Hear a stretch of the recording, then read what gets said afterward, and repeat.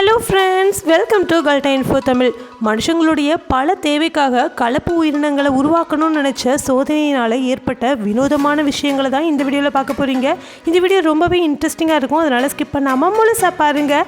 இன்றைக்கான வீடியோட கொஸ்டின் என்ன அப்படின்னா, சுனிதா வில்லியம்ஸ் அப்படிங்கிறவங்க யார்? Option A astronaut, option B doctor. ரெண்டில் எது அப்படின்னு மறக்காமல் கமெண்ட்டில் சொல்லுங்கள். வீடியோக்குள்ளே போகிறதுக்கு முன்னாடி இந்த வீடியோ லைக் பண்ணி என்னோட சேனலையும் சப்ஸ்கிரைப் பண்ணிங்க அப்படின்னா எனக்கு அடுத்தடுத்த வீடியோ பண்ணுறதுக்கான என்கரேஜ்மெண்ட்டாக இருக்கும். வாங்க வீடியோக்குள்ளே போகலாம். முதல்ல நீங்கள் பார்க்க போகிறது ஒன் டே மவுஸ். அதாங்க எலியை வச்சு ஒரு ரிசர்ச் பண்ணியிருக்காங்க.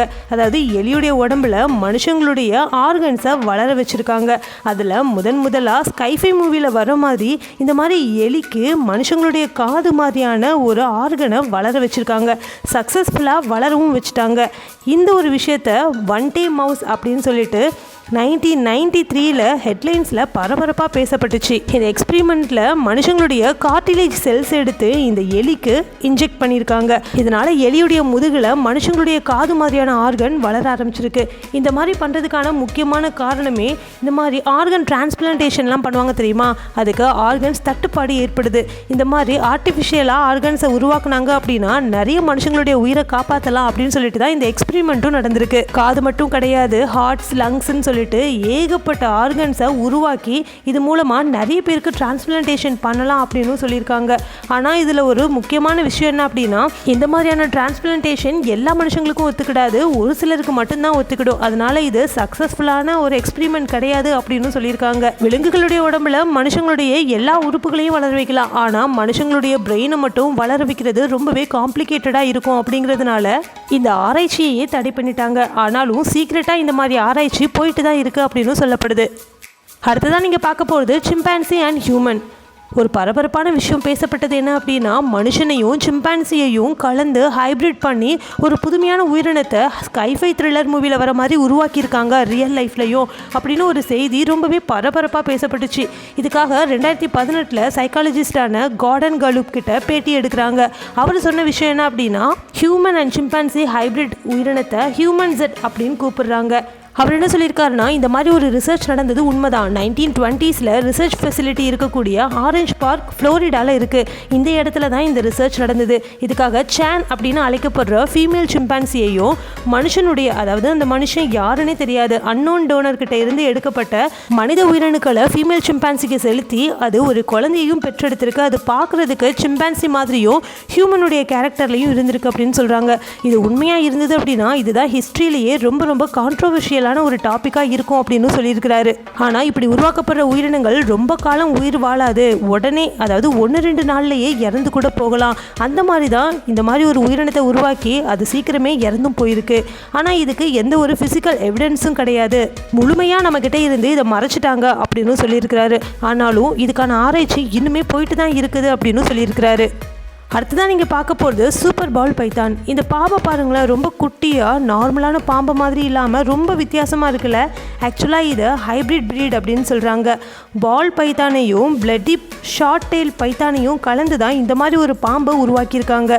இந்த பாம்புடைய தோற்றம் பார்க்குறதுக்கு இதை ஹைப்ரிட் பண்ணுறதுக்காக யூஸ் பண்ண பேரண்டல் ப்ரீட்ஸ்லாம் இருக்கும் இல்லையா, அதனுடைய உருவ அமைப்பிலே இருந்திருக்கு. பார்க்குறதுக்கு க்ரீன், பிளாக், டேன் ஸ்கேல்ஸில் இருந்திருக்குங்க. பார்க்கவே ரொம்ப பியூட்டிஃபுல்லாக இருந்திருக்கு. பொதுவாக ஆர்வலர்கள்லாம் இருப்பாங்க தெரியுமா, அதாவது ரெப்டைல்ஸ்லாம் வளர்க்குறதுக்கு ரொம்ப பிரியப்படுவாங்க இல்லையா, அவங்களுக்காகவே தான் இந்த மாதிரி பாம்பை உருவாக்கியிருக்காங்க. ஏன்னா ரொம்ப ரொம்ப நீளமாக இருக்கக்கூடிய பாம்பை மேனேஜ் பண்ணுறது ரொம்ப கஷ்டமாக இருக்கும். அதனால தான் இந்த மாதிரி ஷார்ட்டான ஒரு பாம்பை உருவாக்கியிருக்காங்க. இது கிட்டத்தட்ட 3 அடியிலிருந்து 5 அடி வரைக்கும் தான் வளரக்கூடியதாங்க. அதனால் இது ரொம்ப ரொம்ப ஈஸியாக மேனேஜ் பண்ணிக்கலாமா. கிட்டத்தட்ட 15 வருஷம் வரைக்கும் வாழக்கூடியது அப்படின்னு சொல்கிறாங்க. அதனால் ரெப்டைல் பிரியர்களுக்காகவே இது ஒரு வரப்பிரசாதமாக இருக்கும் அப்படின்னு சொல்லியிருக்காங்க. இந்த மாதிரி ஹைப்ரிட் ப்ரீட்ஸ் இந்த உலகத்திலேயே 56 தான் ரெகக்னைஸ்டாக இருக்குது அப்படின்னு சொல்கிறாங்க. இன்னும் நிறைய பாம்புகள் இந்த மாதிரி ஹைப்ரிடாக இருக்கிறது அஃபிஷியல் கன்ஃபர்மேஷனுக்காக பெண்டிங்காக இருக்குது. அதனால தான் இன்னுமே அது வெளி உலகத்துக்கு தெரியப்படலை அப்படின்னு சொல்லியிருக்காங்க. அடுத்ததான் நீங்கள் பார்க்க போகிறது ஜீப்ரா டாங்கி. ஜீப்ராவுக்கு டாங்கி மாதிரியான ஃபீச்சர்ஸ் இருந்தால் எப்படி இருக்கும்? பார்க்குறதுக்கு சூப்பராக இருக்கும்ல. அதுக்காக தான் இந்த மாதிரி உருவாக்கியிருக்காங்க. ஏன்னா டாங்கி நிறையவே பொதி சுமக்கும். அந்த மாதிரி ஸ்ட்ராங்கான உடல் அமைப்பு ஜீப்ராவுக்கு வேணும் அப்படிங்கிறதுக்காக மேல் ஜீப்ராவையும் ஃபீமேல் டாங்கியையும் சேர்த்து ஜாங்கி அப்படிங்கிற ஒரு புதுமையான ஹைப்ரிட் உயிரினத்தை உருவாக்கியிருக்காங்க. ஆனால் இது அந்த அளவுக்கு சக்ஸஸ்ஃபுல்லான ஒரு ஆராய்ச்சியாகவும் முடியலை. 1800 இந்த ஆண்டு காலத்தில் இந்த மாதிரி உயிரினங்கள் வாழ்ந்திருக்கு. இதை ரீப்ரொடியூஸ் பண்ணணும் அப்படின்ட்டு நிறைய ஆராய்ச்சியும் பண்ணியிருக்காங்க. ஆனால் யாராலையுமே சக்ஸஸ்ஃபுல்லாக ஒரு ரீப்ரொடியூஸ் பண்ணவே முடியலை. இந்த மாதிரி ஒரு கலப்பு உயிரினத்தை உருவாக்கணும்னு அவங்க நினச்சதுக்கான முக்கியமான காரணம் என்ன அப்படின்னா, டாங்கிக்கு அதிகமான ஸ்ட்ரென்த் உண்டு.